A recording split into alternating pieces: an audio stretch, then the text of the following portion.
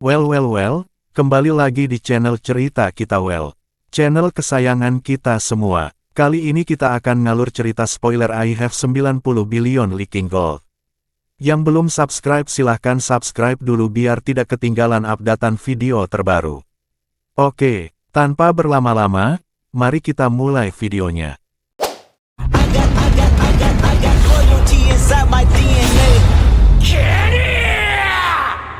I got loyalty inside my DNA. I got trophies, got war and peace inside my DNA. I got poison, pain and joy inside my DNA.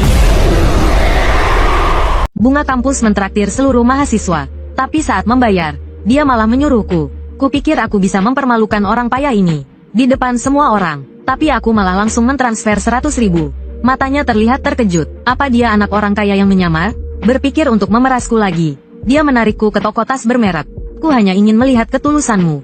Tapi pria itu mencibir. Dulu aku membuatmu sukses. Sekarang aku juga bisa membuatmu tak punya apa-apa. Pacarku yang sudah 3 tahun bersamaku tiba-tiba memutuskan hubungan. Aku langsung berlari ke asrama wanitanya untuk mencarinya. Meskipun di mata orang lain aku hanya budak cinta. Tapi aku tidak peduli. Bahkan aku bekerja 4 pekerjaan paruh waktu. Hanya untuk membeli hadiah dan memohon maaf padanya. Tapi suaranya terus menusuk gendang telingaku. Lupakan aku, Chen Yuan. Aku berteriak tidak terima, tapi dengan suara klakson yang memekakkan telinga. Gadis itu masuk ke kursi penumpang mobil mewah tanpa menoleh ke belakang.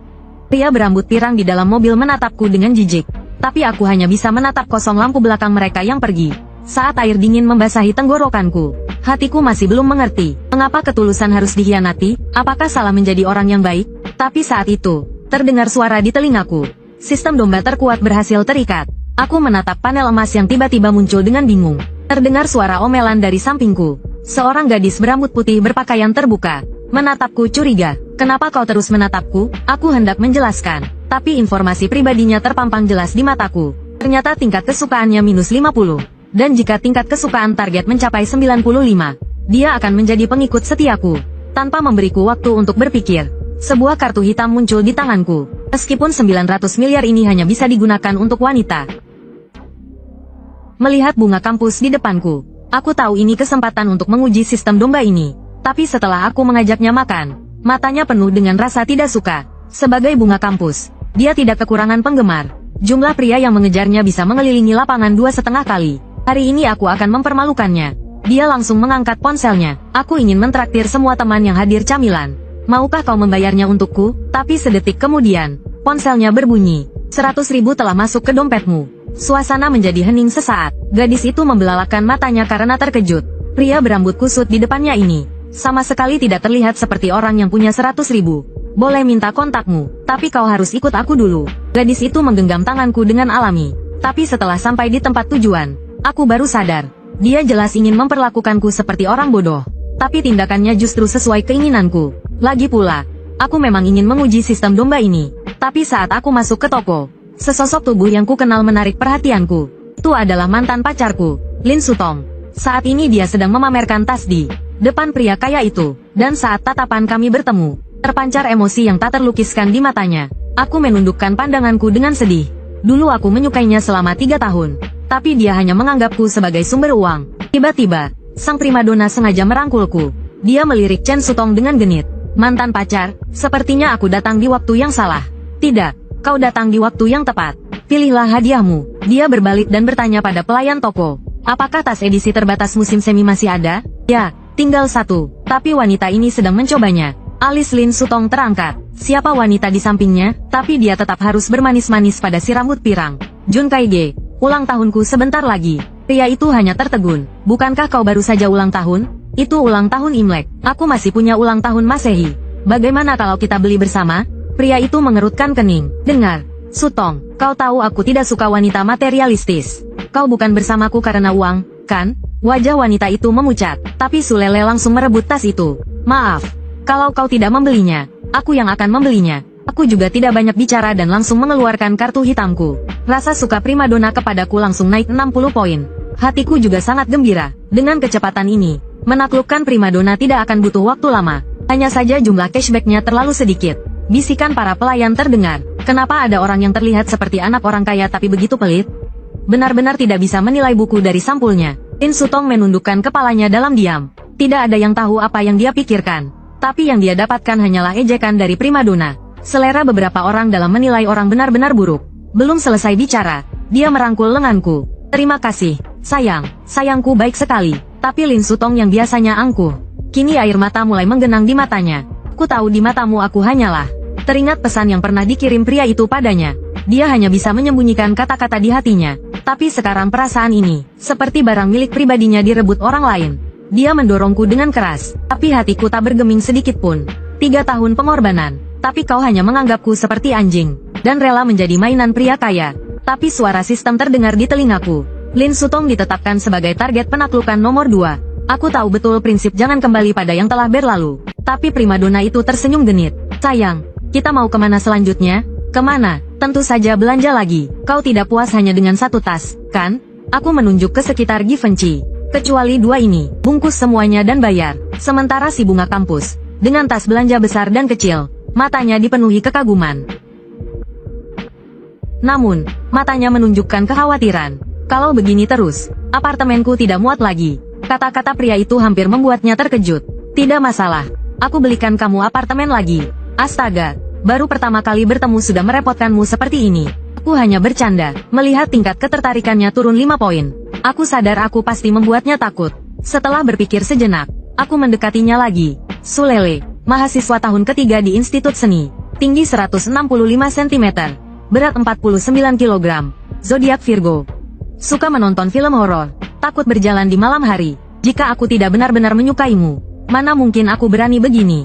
Dia langsung tertegun. Padahal, semua itu hanya informasi yang kubaca dari panelnya. Lalu aku berbalik dan berkata kepada pelayan, isi kartu member 500.000. Kalau ada model baru, langsung berikan padanya. Jika kamu sungkan, menyerahkan dirimu padaku juga boleh. Mendengar itu, dia langsung mendorongku. Tapi tingkat ketertarikannya naik 30 poin. Auranya, terasa seperti seorang putra bangsawan yang berwibawa. Mendengar perkataan orang-orang di sekitar, aku mencibir. Aku sendiri tidak tahu aku punya aura seperti itu. Kalian pandai sekali menjilat. Kamu membelikan aku banyak barang. Kenapa kamu tidak membeli apa-apa untuk dirimu sendiri? Aku tidak punya uang. Aku merentangkan tanganku dan berkata jujur. Lagi pula, aku tidak bisa menggunakan uang spesial ini sama sekali. Tapi selanjutnya, dia menggenggam tanganku. Sekarang giliran aku memberimu hadiah. Setelah dia melakukan beberapa hal, beberapa merek yang belum pernah kupakai kini melekat di tubuhku. Meskipun aku tahu dia matre. Tapi saat itu, aku merasa sedikit tersentuh. Sebuah bayangan melintas lagi di pikiranku. Setidaknya aku harus membuatnya merasakan apa yang kurasakan. Dengan penampilan baru, aku muncul di hadapan Sulele. Dan tingkat ketertarikannya naik lagi +5. Melihat ekspresinya, aku sedikit canggung. Apa penampilanku aneh? Tapi dia menyentuh daguku dengan jarinya. Tidak aneh, aku hanya merasa kita sangat serasi. Tapi aku melepaskan tangannya. Aku tidak boleh terburu-buru menghadapi wanita seperti ini. Sampai jumpa lagi. Tidak lama kemudian, aku kembali ke asrama. Tapi teman sekamarku terkejut dengan penampilanku. Setelah tahu aku putus dengan Lin Sutong, ketua asrama menghiburku. Dengarkan aku, kamu tidak bisa menangani wanita seperti itu. Tapi sedetik kemudian, aku menerima pesan dari Lin Sutong. Jika kamu benar-benar membenciku, hapus kontakku saja. Tapi kalau aku menghapusnya, bagaimana aku bisa meningkatkan tingkat ketertarikannya dan mendapatkan uang? Aku menahan rasa mual dan mengetik kata-kata yang tidak tulus. Tapi kata-kata selanjutnya membuatnya ragu. Dia menjelaskan bahwa ibunya sakit parah dan membutuhkan biaya pengobatan. Tanpa ragu, aku langsung mentransfer uang. Lin Sutong menatap ponselnya dengan terkejut. Tapi dia tidak menerima transferan itu. Teman sekamar bertanya dengan penasaran. Dari putra bangsawan itu ya? Namun, sekelebat kekecewaan terlihat di mata Lin Sutong. Mantan pacarku, apa dia benar-benar mengira aku wanita seperti itu? Dia langsung mengirim beberapa pesan kepada pria itu. Dia bahkan bertanya apa hubunganku dengan Sulele. Tapi yang tidak diketahuinya adalah, di mataku sekarang, dia hanyalah seorang wanita ular bermuka 2. Jika kau tidak menyukainya, kenapa kau mempermainkan perasaannya? Aku mengerutkan kening dan mengaktifkan mode jangan ganggu. Tapi dengan begini, kecepatan mendapatkan koin emas jadi lambat. Aku menatap ponselku, termenung. Aku berpikir, apakah memberikan hadiah ke streamer wanita bisa menghabiskan uang? Dengan niat mencobanya, aku mulai mengisi ulang saldo. Namun, saat aku menggeser layar, aku melihat streamer wanita, Xiaomi, sedang bergoyang menggoda. Dia adalah streamer tari dengan jutaan penggemar, wajah bak bidadari dengan tubuh bak iblis. Aku iseng membuat nama pengguna sebatang rokok kesepian. Tapi yang kudapat hanyalah ejekan dari para duke. Orang itu di daftar teratas punya jutaan. Kau cuma akun level 3. Lebih baik cari kerja saja. Tapi aku hanya tersenyum. Menghabiskan uang seperti ini lebih cepat daripada membeli tas. Saat aku menekan tombol kirim hadiah, Xiaomi menangkupkan tangannya, berterima kasih kepada sebatang rokok kesepian atas super roket yang dikirimkannya. Tapi sedetik kemudian, dia tertegun. Karena ini baru permulaan dari ledakan. Dalam waktu singkat, aku mengirimkan 100 roket. Bahkan dia, seorang streamer besar dengan jutaan penonton, jarang mengalami hal seperti ini. Ini totalnya 1 juta, kecuali saat guild sedang berkompetisi, dan bos guild memberimu banyak hadiah. Tapi uang yang diberikan guild harus dikembalikan seluruhnya. Dan di kolom komentar, masih ada yang tidak terima. Benar-benar meremehkan orang. Aku tersenyum sinis. Kalau mau pamer, sekalian yang besar. Di layar semua ruang siaran langsung di platform, muncul hujan roket yang tak ada habisnya. Di sebuah gedung, terdengar teriakan kaget. Bos, ada masalah besar. Baru saja ada sultan misterius yang menghabiskan 10 juta di ruang siaran Xiaomi. Sang bos menyemburkan air minumnya. Kau yakin itu bukan orang suruhan kita? Sementara itu, di ruang istirahat para streamer, beberapa streamer wanita wajahnya memerah. Sultan luar biasa itu. Sebatang rokok kesepian. Sedikit saja yang dia berikan setara dengan gajiku beberapa tahun. Tak lama kemudian, kotak pesan pribadiku penuh. Hanya Xiaomi yang masih larut dalam kegembiraan. Dia bahkan curiga dirinya sedang bermimpi. Hingga operator menunjukkan papan pesan, memerintahkannya untuk mendapatkan sebatang rokok kesepian. Dia tersenyum nakal. Mana mungkin dia melepaskan sultan seperti itu? Lalu dia mengirimkan ciuman terbang ke arah layar. Terima kasih, Kak Rokok kesepian. Kak Rokok, aku akan offline 5 menit lagi. Balas pesan pribadiku ya. Tapi saat itu, aku sudah tertidur pulas. Keesokan paginya, terdengar teriakan kaget dari asrama. Kemarin ada sultan yang menghabiskan 10 juta. Langsung jadi trending topik. Tapi aku sama sekali tidak peduli. Kenapa meskipun sudah menghabiskan sebanyak itu, aku masih belum terhubung dengan sistem Xiaomi? Dengan rasa penasaran, aku membuka aplikasi siaran langsung. Tapi tiba-tiba, DM yang meledak itu benar-benar mengejutkan. Entah kenapa, akun sepi sebatang rokokku tiba-tiba mendapat puluhan ribu pengikut. Yang lebih mengejutkanku lagi adalah ketiga orang ini, yang biasanya berantakan, tiba-tiba mulai merapikan diri. Kalian bertiga mau kencan buta, ya? Hari ini ada kuliah umum. Bisa melihat Dewi Zhao Yuki dari dekat. Tentu saja aku kenal nama itu. Sosok yang bagaikan bunga di puncak gunung. Langsung terbayang di benakku. Dia wanita yang luar biasa. Bahkan terlalu luar biasa. Latar belakang keluarganya pun tak terbayangkan oleh orang biasa. Di hati banyak pria, dia lebih bersinar daripada seorang selebriti. Aura yang menyelimuti dirinya, akan membuat orang biasa merasa rendah diri. Tapi justru itulah yang kuinginkan. Karena sulit didapatkan, berarti aku pasti akan mendapat banyak uang kembali. Tapi aku merasakan tatapan penasaran dari belakangku. Apa dia sengaja berdandan untukmu, Sutong? Mungkin saja, Lin Sutong, dengan wajah memerah, berkata dalam hati. Tahan sebentar lagi, mungkin biaya pengobatan ibu akan cukup. Tapi yang terlihat di mataku hanyalah rasa jijik. Dulu aku benar-benar buta, tapi sekarang yang paling kupikirkan adalah bagaimana cara mengikat Zhao Yuki. Tiba-tiba sebuah suara menarik perhatianku. Seorang senior dengan 2 anjilnya berjalan ke arah Zhao Yuki. Tapi sedetik kemudian, sebuah tangan menarik kerah bajunya. Teman sekamarnya, Wu Xiaofei, memegang sebuah pena. Kau cari mati, ya? Pria itu ketakutan dan segera menjelaskan. Salah paham. Aku hanya ingin bergabung dengan OSIS. Menjijikkan, enyahlah. Tapi sebuah suara terdengar lagi dari belakangnya. Senior, aku juga ingin menambahkanmu sebagai teman. Cukup, menyebalkan. Berbeda dengan kemarahan Wu Xiaofei, wajah Zhao Yuki justru memerah. Pria di depannya sepertinya tidak merasa takut. Wanita di sampingnya terlihat jijik. Tapi aku hanya menggelengkan kepala. Aku tidak tertarik padanya. Lalu kenapa kau menambahkan Yuki sebagai teman? Bukankah sudah jelas? Aku ingin mengencaninya. Ejekan terdengar dari teman-teman sekelas di sekitar. Orang ini akan sial. Tapi wajah gadis itu menunjukkan sedikit rona merah.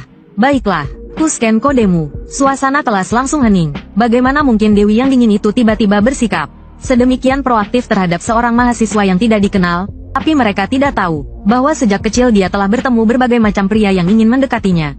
Mungkin karena auranya terlalu bersinar. Sebagian besar pria tidak percaya diri di depannya. Tapi pemuda ini langsung menyatakan perasaannya. Sangat unik, Zhao Yuki bergumam sambil melihat ponselnya. Tapi wajah Lin Sutong terlihat sangat buruk. Hatinya semakin sakit. Begitu kelas usai, aku langsung dikerumuni teman sekamarku. Yuan Zi, kau hebat hari ini. Kau berhasil mendapatkan kontak Zhao Yuki. Nanti, bisakah kau kenalkan teman-temannya kepadaku? Aku cemberut. Belum ada kepastian sama sekali. Tapi saat itu, terdengar ejekan dari belakangku. Sadar diri juga akhirnya. Itu cowok yang tadi hampir kucolok matanya. Aku baru mau menghinanya, tapi sedetik kemudian sesosok putih muncul. Kak Yuan, lama banget sih.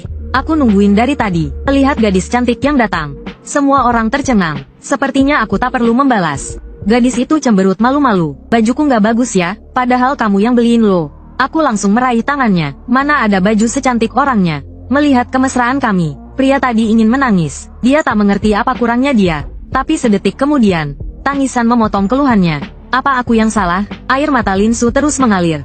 Kenapa? Harusnya aku yang duluan. Dia itu siapa? Tak peduli dengan gadis yang sedih di samping. Seolah sengaja pamer, Enlele memberiku sebuah kanvas. Ini aku gambar semalaman loh. Merasakan inisiatifnya, hatiku justru sakit. Ini pertama kalinya aku menerima hadiah dari seorang gadis. Tapi melihat senyumnya, aku teringat gadis yang dulu mati-matian ku kejar. Di matanya, tak pernah sekalipun dia melihatku. Kamu kenapa? Chen Yuan, gadis cantik itu kebingungan. Apa aku buat kamu marah? Tapi ekspresiku tetap muram. Ku bukan lagi si culun yang dulu.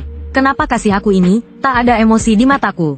Dia mulai panik. Ah, itu. Kalau kamu gak suka, tapi aku langsung merebut lukisannya. Kalau nanti aku gak dapat hadiah sebagus ini, kamu mau tanggung jawab gimana? Hanya memainkan perasaan gadis saja. Setelah dikhianati, kini aku mudah mendapatkan mereka. Merasakan hangatnya tangan di pergelangan tanganku. Rasa suka gadis cantik itu padaku meningkat pesat. Tanpa disadarinya, aku tersenyum sinis. Masih mau mainin aku? Sekarang mereka hanyalah alat untuk memberiku keuntungan. Saat pikiranku melayang, seorang pria berkacamata tiba-tiba muncul. Dia bertanya pada Sulele. Katanya kamu mau ke salon? Siapa pria ini? Aku udah lama ngejar kamu. Pegang tangan aja nggak boleh. Sekarang kau malah pelukan sama dia? Melihat matanya yang berkaca-kaca, auranya sangat kukenal. Tapi Sulele hanya memasang wajah masam. Jangan geer, Wang Yu. Siapa juga yang nyuruh kamu ngejar aku? Apa kau cuma bisa mengajak nonton film saat PDKT? Kata-katanya sangat kasar. Tanpa sadar aku mengerutkan kening. Dari junior ini, aku seperti melihat diriku yang dulu. Memikirkan itu, aku langsung mendorong lengan Sulele. Chen Yuan, apa yang kau lakukan? Gadis itu tersentak. Tak kusangka kau seperti ini. Senangkah mempermainkan perasaan pria? Ku tak peduli masa lalumu. Tapi kurasa kau tidak menghargaiku. Dan juga dirimu sendiri. Lukisan itu berubah menjadi serpihan salju di udara. Tanpa memberinya kesempatan menjelaskan, aku melangkah pergi. Saat ini, aku sudah tak peduli lagi dengan perasaannya. Yang penting aku puas. Tapi aku tak tahu. Sulele memungut sobekan sketsa. Dari tempat sampah, matanya memerah. Air mata mulai menggenang. Dia tadinya ingin jual mahal, membuat pria ini jatuh cinta padanya. Tapi siapa sangka dia malah marah.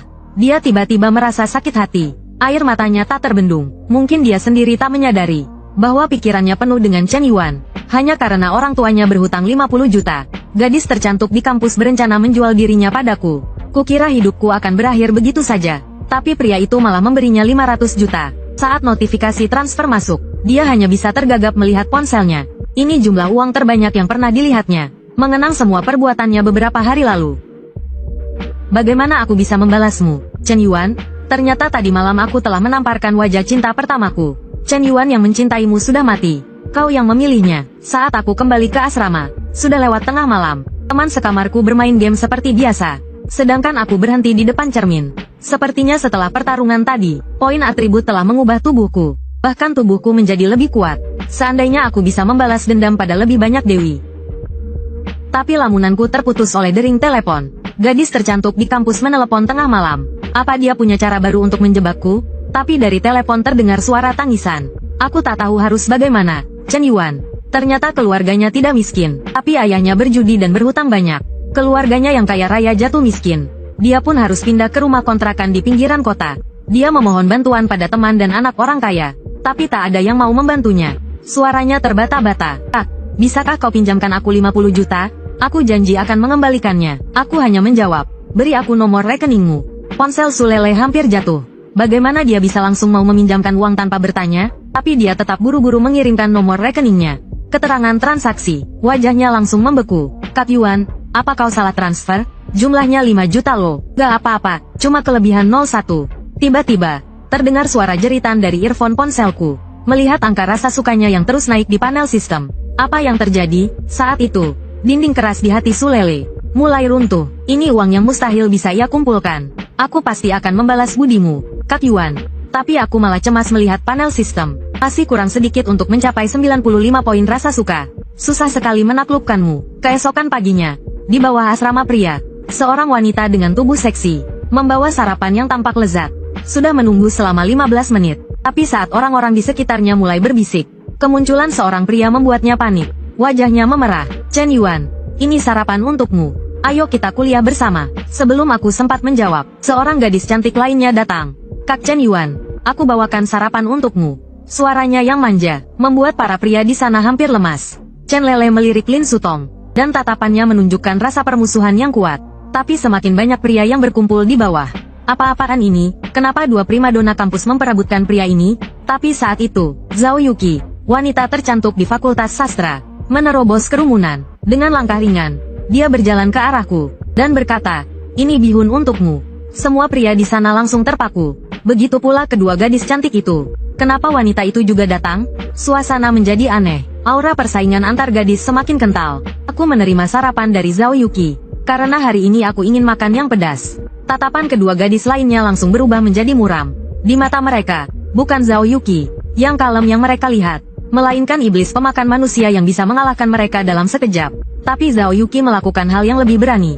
Ini iPhone terbaru untukmu. Para penonton bersorak heboh. Apa hebatnya pria ini sampai membuat sang dewi rela merogoh kocek? Saat mereka masih tercengang, Zhao Yuki menggandeng tanganku dan berjalan menuju kelas. Lin Sutong menoleh dengan kecewa. Apakah aku dan dia tidak akan pernah bisa kembali seperti dulu? Tapi saat itu, Su Lele muncul di belakangnya. Kau Lin Sutong, kan? Ayo kita bicara di tempat lain. Mendengar itu, Sutong semakin hancur. Apa yang mau kita bicarakan? Wanita jahat, kau sudah merebut Chen Yuan dariku. Tapi gadis itu menyeringai dingin. Dia mendekatkan wajahnya ke wajah Sutong, dan berkata, tentu saja tentang bagaimana kita bisa beraliansi. Gadis bodoh. Bagaimana kalau kita bersama-sama mengalahkan musuh kita? Gadis itu adalah primadona kampus. Tetapi dia dihina oleh preman jalanan. Tapi saat dia putus asa, namun, seorang pemuda miskin membelanya. Dia memegang tanganku erat-erat, tak mau melepaskannya. Aku tahu kau akan datang menyelamatkanku. Tapi Lin Sutong yang berada di sampingku tercengang. Dasar wanita jahat tak tahu malu. Sebelumnya kita sepakat untuk bersatu melawan Zhao Yuki. Tapi sekarang kau malah menikmati sendiri. Ternyata kemarin aku menolak sarapan dari dua primadona sekolah, lalu menggandeng Dewi Fakultas Sastra dan pergi begitu saja. Kulihat iPhone yang dia berikan padaku. Tapi aku tidak merasa sedikit pun bersyukur. Kalau saja aku tidak bisa melihat halaman rasa sukanya, aku hampir percaya dia jatuh cinta padaku. Trik yang digunakan sang dewi memang hebat. Tapi dia tidak tahu kalau pemburu ulung selalu berpura-pura menjadi mangsa. Tiba-tiba ponselku berdering. Ternyata streamer yang kuberikan hadiah sebelumnya mengundangku untuk berkencan. Tapi aku tidak terlalu tertarik padanya. Saat aku hendak mengabaikannya, sebuah pesan pribadi menarik perhatianku. Agar Raja, peringkat 1, mengundangmu bergabung ke obrolan grup. Apakah ini grup para sultan streamer yang legendaris itu? Aku pun menyetujuinya karena penasaran. Begitu masuk, aku langsung dihujani pujian. Bahkan ada yang menyindir, Tuan Yan memang dermawan. Puluhan juta langsung dihabiskan. Pria di seberang sana bertanya dengan hati-hati. Aku punya villa yang ingin kujual. Apa Tuan Yan tertarik? Aku terkejut mendengar lokasinya. Distrik Jiangkou adalah kawasan orang kaya yang terkenal. Satu villa di sana setidaknya bernilai puluhan juta. Karena mereka ingin mengujiku, akan kumainkan permainan ini. Melihatku menyetujui, terdengar jeritan dari villa mewah itu. Astaga, anak ini sepertinya serius mau beli. Mungkinkah dia bukan orang suruhan platform streaming? Tapi naga raja hanya tersenyum dingin. Kaya betulan atau tidak, kita selidiki saja. Bisa menghabiskan puluhan juta dalam sehari di live streaming.